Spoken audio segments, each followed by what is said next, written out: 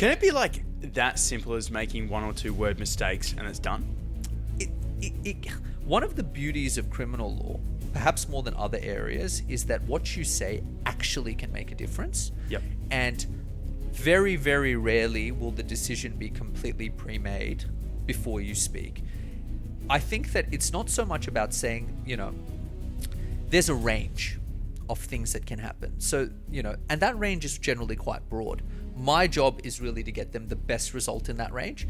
The prosecution's job is really to get them the most, what they would say is perhaps the most appropriate, which is, I would say, harsh in that range.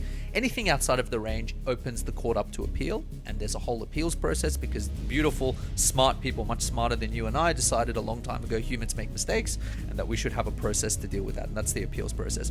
But the game is really, game is probably an unkind version of something when you're dealing with people's lives, is how do I get them the best result in that range? And there is absolutely no doubt that good advocacy, good preparation, and thinking things through will get you a far better result, much, much more towards the end of the range. Which I think is probably... I think that even on your worst day, on the most unprepared day, when you have your heads and your heart's not in it, there's only so bad you can be given your training, right? You know what I mean?